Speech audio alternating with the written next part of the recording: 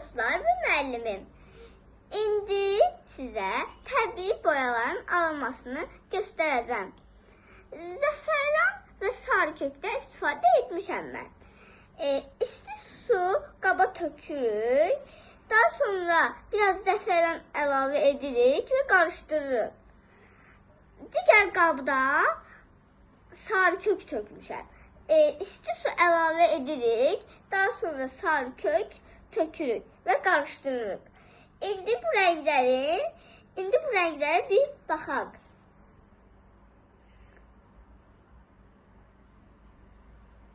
İndi mən bunu zəfəran rənginə batırıram. Baxın, sarı rəng alındı.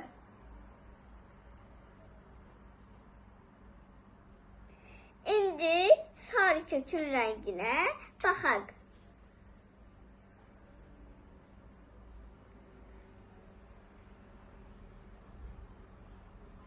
Burada da narıncı rəng alındı. Sağ olun.